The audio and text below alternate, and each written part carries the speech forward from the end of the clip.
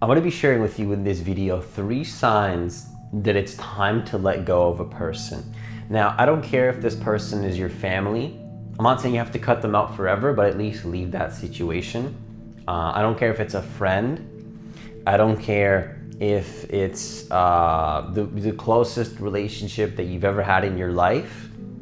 This is the moment that you need to let go of this person, at least for that moment, if any of these signs are popping up in your life. Now, when I say let go of a person, it doesn't mean I'm cutting this person out of my life forever and I'm gonna hold resentment. No, it's just for now.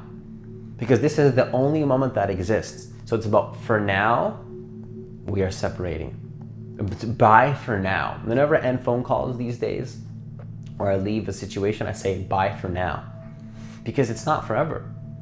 You don't want to hold resentment and create any rigid boundaries, but sometimes things do come up in life where it's time to release this person for now. And this is going to be 3 signs it's time to let go of a person in your life that might be causing you a lot of stress, a lot of anxiety, and a lot of emotions that you don't need to be feeling. So if you're new to this channel, what I want you to do is I want you to hit that subscribe button. I want you to hit that notification bell because I do post a new video every single day. Also, if you want to work with me one-on-one personally, hit the link that's in the description box of this video to apply for a free consultation. Also, I do have a group program coming up in the next couple of months. So if you want to be a part of the program and know more details about the program, the link will be in the description box of the video as well. So the first sign that it's time to actually let go of a person that is in your life is extreme anxiety being in the presence of that person. If you feel extreme anxiety being in the presence of that person, it's time to let that person go. If you feel like your whole body is permeating with anxiety, just have to fix the light. If your whole body is permeating, like if you just, I don't even know if permeating is the right word. Is that a word, permeating? But your body is like flooding with anxiety. Like it's just full on, like you feel it in your stomach. You feel that your power is low. Your power feels very, very low. You feel powerless. You feel anxious. Just looking at them, just being in the same room with that person might create so much anxiety in your body. That is a huge sign it's time to let go of that person for now. Maybe forever, but just for now. Just to have the perspective that it's not forever, because you don't want to hold anger or resentment, but it's just, I need to eject out of love for myself. If you feel anxiety, depression, powerlessness, you feel drained of any kind, like even like a little bit, it's time to eject. It's time to eject. Not from a space of resistance or fighting or any arguments or any negativity, more than there has to be. Sometimes that's just what comes up in life. But just a self-loving act of removing yourself, because you're not going to do that to yourself, right? You love yourself enough to the point where if you feel depression in your body, being in the presence of somebody, and you notice that pattern, it's time to let them go.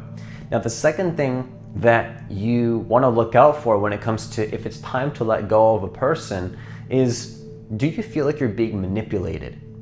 Now, maybe the person's not doing it consciously, although they could be. In that case, it's definitely a huge sign. But even if it's unconsciously, do you feel like around this person, you feel like they're not quite being honest, first of all, with what they want from you, and then they're saying things to get closer to what they want. But because they're not willing to use their voice to speak up for what they want, they manipulate. That's what the ego does. That's what a narcissistic person does. That's not a judgment. That's just how the ego and if somebody living from an ego state of consciousness, that's how they operate. I have that within me, we all have that within us, but the more that you become conscious, you start to notice your own manipulations, your own lies, your own deceptions. And then if you're conscious enough, you'll start to notice it in other people because you've overcome it yourself. And it's interesting, if you start to notice that people are acting very weird, it's like you can't quite put your finger on it, but when you're in the presence of that person, it's like like maybe they're just acting very weird, like asking you questions that like they normally don't ask, or like they're showing you things that maybe you don't have any interest in, but you can see there's like an agenda. Like there's an agenda behind what they're asking you or what they're showing you. And it's like there's a taking energy. They usually want a connection with you or they want something from you, but they're not willing to say it. They manipulate their way into receiving the needs that they desire. There's nothing wrong with what that person wants, but the way they're going after it is very like you feel sort of, like the best way to say it is just you feel manipulated. You feel like you're being used, you feel like you're being lied to, maybe not on purpose, but that's how you feel. And that feeling also creates anxiety too, by the way. It's a feeling of like, I don't want to be here right now. I don't like this feeling, right? I don't like being in the presence of somebody that's trying to manipulate me. That's a huge sign it's time to let that person go, or at least speak boundaries into existence. Or better yet, maybe if you don't let go of that person, the bonus is ask them, what do you really want?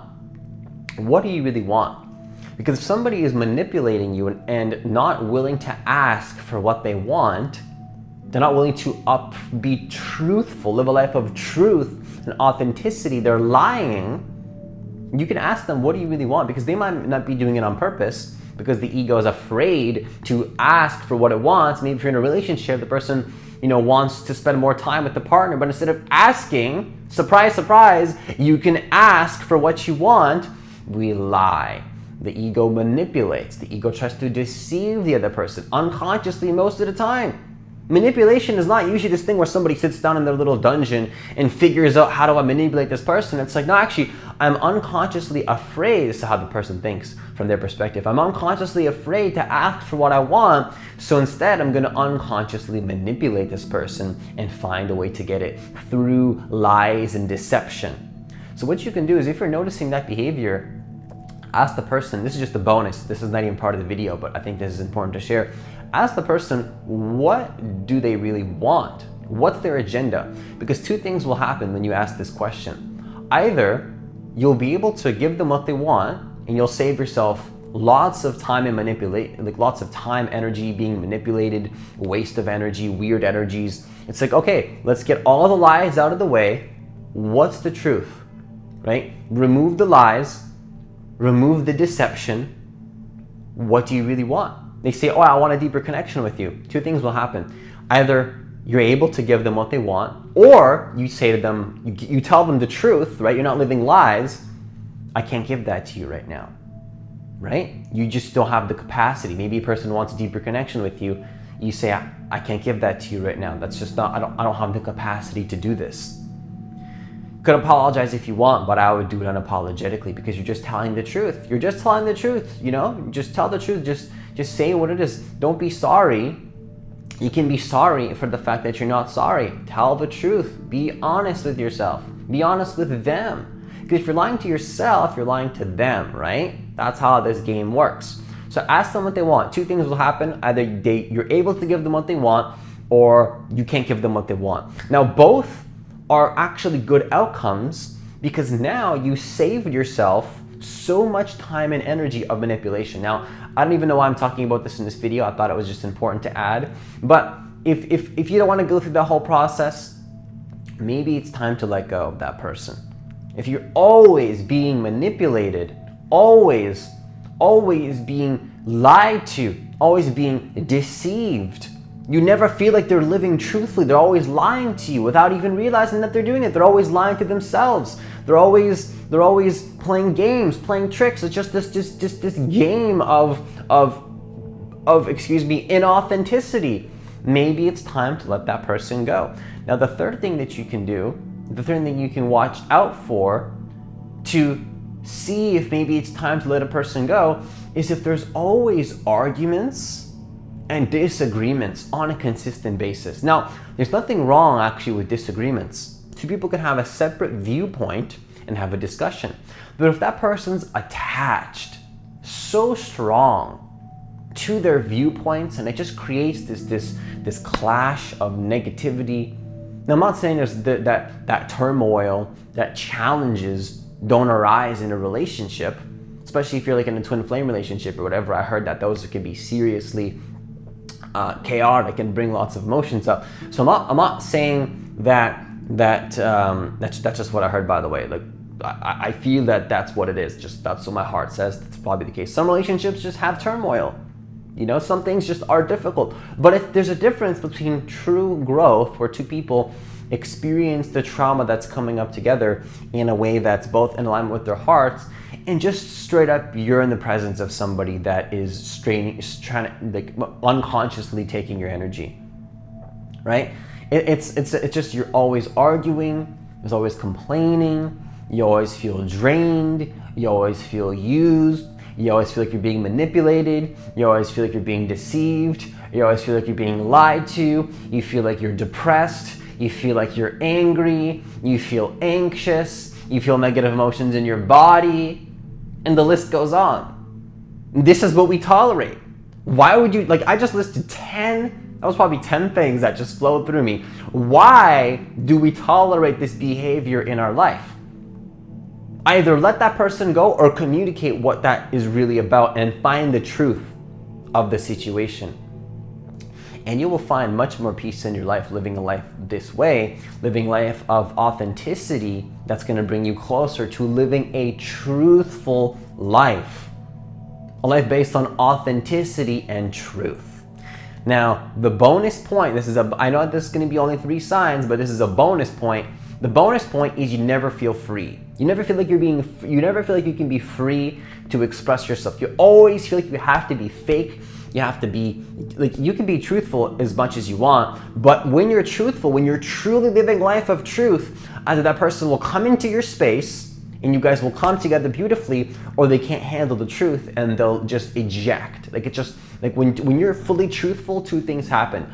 Either people get really drawn towards your energy when you're living a life of truth and authenticity, or that person can't handle your truth.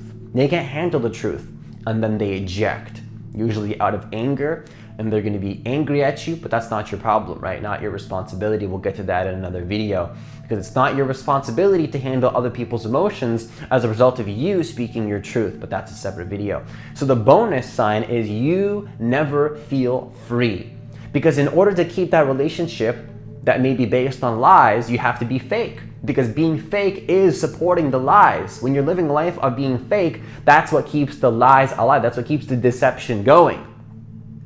And that's why you don't feel free. That's why you feel like you're being controlled. That's why you feel like you're obliged to do things that you don't have to do, because you are being trapped within the confines of what they think you should be doing and how you should be living. So if you don't feel free, again, either speak to your freedoms, speak to the fact that you are not obliged to do anything in particular that they see for you, although you can if you want, but they need to know that you don't have to, for you and for them to honor the relationship so you can be living a truthful life, or leave. Now it's your choice. I'm not telling you what to do, but maybe it's time to leave. Maybe it's time to eject. Maybe it's time to be more truthful and not live a life of lies, so you can feel more free and not feel like you're being controlled and manipulated. So that's all I have for this video. Comment down below if you've experienced any relationships like this in your life. I know that I have, even with family. So total normal part of the process of life. Let me know in the comments below if you've experienced any relationships like this, or are experiencing anything like this, and maybe, just maybe, other people will really resonate with your message and what you're saying. I read every single comment, so let me know down below.